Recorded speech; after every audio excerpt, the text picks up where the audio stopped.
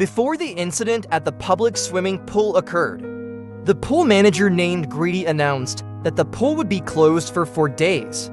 During the Thanksgiving celebration, one of the visitors named Bree casually swims and then gets out to check her blood glucose level. Before getting back into the water, she considers taking off her diamond ring. Meanwhile, in the lost and found area, a janitor named Clara is stealing money from one of the pockets, but Grady catches her in the act. Grady regrets helping Clara with her parole from the police and decides to fire her, but Clara must finish all her tasks today before leaving. Here, Jonah, who was Bree's younger sister, is also at the swimming pool. It is known that Jonah is undergoing mental rehabilitation, and his sister is busy, so they can only meet now. Before entering the water, Jonah's mood is already disturbed when the kids playing accidentally bump into him. But Bree quickly calms him down. After some time swimming, Grady informs Bree and Jonah to rinse off quickly because the pool area will be closed. Jonah thinks it closes at 7 evening, but Grady explains that due to the holiday, the pool closes earlier, and urges them not to be lazy in reading the information on the notice board. Taking advantage of the remaining time, they both climb out and prepare to rinse off. Bree intends to show her engagement ring to Jonah, but she can't find it in her bag while all the visitors have already left. From the control room, Grady again asks them to leave using the loudspeaker, and Bree asks for a little more time. Jonah checks around the pool area and sees a ring caught in the drain cover, so Bree immediately enters the water to retrieve it. She pulls as hard as she can, but the ring is stuck deep in the metal cover, so Jonah joins her in the water to help his sister. At that moment, Grady sees that there are no more visitors around the benches or on the surface of the water, so he immediately closes the pool.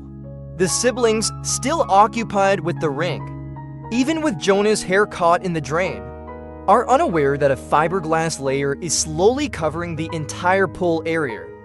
When they realize the pool is closing, they try to surface. But unfortunately, the entire pool area is already covered. In panic, they scream and hit the pool cover. Well, Grady has already left the pool area. After arguing about what to do, Jonah assumes that Grady deliberately trapped them here. Bree calms him down, and they swim to the center to try pushing the cover with their hands. But the fiberglass material is too thick, barely budging. Bree's next idea is to check the joints and corners of the cover for gaps, but they find none and instead discover another visitor's pants. Unexpectedly, Jonah finds an air circulation hole, but it's too small for his hand to fit in, so Bree grabs a water barrier plastic. By breaking it to function like a saw, Bree starts trying to widen the hole. At that moment, Jonah taunts Bree's behavior, leading to a heated argument where Jonah is upset that his sister never visited him. During his hospital rehabilitation, Bree reasons that she's also busy rebuilding her life, and realizes Jonah threw his ring into the pool out of envy. Angry, Bree dives back down and finally manages to pull her ring from the metal cover, while Jonah accidentally injures his hand continuing to widen the hole. Bree resurfaces and explains that the metal cover is strong enough to break the fiberglass but requires two people to lift it. Unfortunately, Jonah doesn't pay much attention to this idea. Before another argument ensues, they hear music. It turns out to be the ringtone from Bree's phone, where her fiancé named David left a voicemail saying he'll be home late due to a company meeting. This means David still has some time. Before realizing that Bree is trapped in the swimming pool, amidst desperation, Bree dives back down and tries to remove the drain cover but still fails. Several hours pass and the day begins to darken. The lights in the seating area automatically turn off. Bree hears her phone ringing repeatedly, while Jonah complains about his disagreement regarding Bree's relationship with David. Unexpectedly, Jonah notices Bree looks pale and asks why. So Bree tells him she's been diagnosed with diabetes while Jonah was in rehabilitation. Bree needs her diabetes injection from her bag because if delayed, she could go into a coma. Meanwhile, Clara Ray enters after cleaning the exterior area of the building and still reflects on her dismissal. Returning to the siblings, they continue to take turns widening the hole. Jonah notices the burn on Bree's hand and asks about the timeline. When their father passed away because he doesn't remember anything, Bree tries to deflect the conversation but eventually states that their father was an evil monster and explains the sequence of events. On that night, their father came home drunk and lit a cigarette before falling asleep. The cigarette fell onto the mattress and ignited, but their father didn't react because he was too intoxicated. Bree tried to wake their father up, but failed until her hand got burned. At that moment, Clara enters the pool area and hears Bree's phone ringing as she approaches to steal it. She hears the girl screaming for help and instead asks irrelevant questions while taking money from Bree's wallet. Unexpectedly, she stops when she sees the pool CCTV still on. Clara goes to the control room to turn off all the CCTV cameras and lights, then returns to the pool edge to ask for Bree's phone password under the guise of wanting to help. Bree finally gives her the password, but instead of calling for help, Clara opens David's voicemail that has been sent repeatedly. Jonah starts berating her with insults, so Clara becomes serious and explains her rules. After getting out of prison, Clara struggled to find a job, and now she desperately needs money, so she'll help if Bree gives her ATM pin. The siblings decide not to comply, which makes Clara turn off the pool lights and heaters while threatening that they'll be left cold tonight. Feeling pressured, Bree finally gives the pin, and Clara immediately goes to the nearest ATM, even though they've been told the heater remains off. So the siblings hug each other to keep warm. Jonah decides to retrieve the cover, but when he moves away from his sister, he cancels because he's afraid to be alone in the 12 feet depth. Upon resurfacing, he sees Bree dozing off and wakes her up immediately. Jonah then admits his inability to do anything and blames himself, saying he's useless, but Bree reassures him that it's not true. After that, Jonah returns to widening the hole, saying it's the only way to avoid freezing. Bree insists on addressing their issues to resolve them here, and Jonah finally reveals that he wanted to end his life because the evil monster was always on his mind. To this day, Jonah is haunted by the monster, which turns out to be their own father, who often abused him. Jonah explains that his father's voice can't vanish from his memory suddenly. Jonah is startled by eyes appearing from behind the hole, which turns out to be Clara. She's angry because there's only $80 in Bree's ATM, saying that the siblings also have family problems. Then Clara states she might leave them to die there, and goes to the corner of the room to think. Since Jonah's patience is exhausted, he sharpens his plastic scraper against the pool wall before pretending to regret insulting Clara. He sobs, apologizing to Clara and expressing a desire to say something with a barely audible voice. As Clara leans in, Jonah immediately stabs her with the plastic scraper. Clara screams in pain and rushes to the bathroom to check and clean her wound. In anger, she decides to retaliate by heading to the control room to turn on the chlorine pipeline, making it difficult for the siblings to breathe.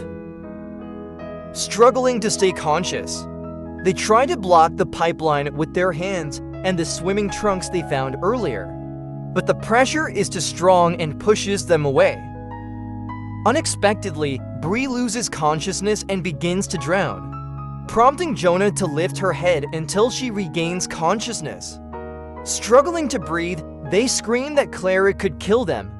So Clara, not wanting them to die, decides to turn off the pipeline. Afterward, Clara asks for Bree's ring and promises to truly set them free this time. Despite her brother's advice, Bree reluctantly hands over her engagement ring, but unfortunately, Clara decides not to. Clara says she'll set them free when she's ready, and then turns off the pool area lights. A while later, the pool cover finally opens, and Bree hears the sound of an ambulance echoing from outside. David rushes in to rescue her but doesn't see Jonah, assuming her brother has already drowned. Bree cries, feeling unable to protect her brother, but unexpectedly she wakes up and realizes it was just a dream. She checks on her brother and finds Jonah preparing to end his life. Fortunately, Bree manages to persuade him to reconsider after saying her life would be meaningless without him. They apologize to each other and embrace tightly. Meanwhile, Clara is trying the ring and David's voicemail on Bree's phone keeps ringing incessantly. In the last voicemail, David says he will indeed contact the police, prompting Clara to return to the pool to end everything. The siblings explain they understand why they were destined to be trapped here, and they apologize for insulting Clara. Hearing their sincere voices, Clara finally decides to open the pool cover in the control room, but unfortunately, it requires a password known only to Grady. In panic, she informs them of the issue, but also refuses to call for help, fearing she'll end up in jail again, which she finds tortuous. Without doing anything else, Clara places Bree's phone and wallet back on the bench and decides to leave. Hours pass without anyone around. Jonah tries to keep moving to avoid getting cold in the water. Unfortunately, Bree weakens further, and when Jonah checks on her, she thinks she'll die here and decides to make a confession. She reveals that their father had frequently abused Jonah, and because of that, she planned something. On the night of the fire, their father, who could have survived, was intentionally held back by Bree to perish in the flames, even though her hand was injured in the process of protecting Jonah. Touched by his sister's confession, Jonah decides to repay the favor by saving Bree, who is already positioned, and then dives to try to retrieve the cover again. He has to resurface to breathe, but after several failed attempts, Jonah gets an idea. He takes the swimming trunks and hooks them into the gap of the cover, allowing him to pull harder and minimize the pain in his hands. The cover begins to shake, and after several attempts, Jonah manages to release it and bring it to the surface, where he finds Bree has already submerged. Jonah quickly performs artificial respiration, and fortunately, it's not too late to save her. Afterwards, Jonah uses the cover iron to strike the already weakened pool cover, causing it to crack and eventually shatter after several hits. As the gap is still not wide enough, Jonah decides to use his hands to widen it, causing severe cuts. Then Jonah must lift the unconscious Bree from beneath the pool, and once successful, he rushes to retrieve Bree's diabetes medication from her bag. He administers the medication to Bree, and anxiously waits for her to regain consciousness, which she eventually does. At that moment, Clara returns and aims her pistol at them, claiming she fears the siblings will report her to the police. Jonah sincerely expresses that Bree is the only person he has, evoking empathy in Clara, who lowers her gun and returns the ring. Jonah then uses Bree's phone to call the police, and instructs Clara to leave before they arrive. A while later, Bree awakens on a stretcher, and after the medical personnel check her, Jonah hands her the engagement ring, stating that he has vanquished their monster.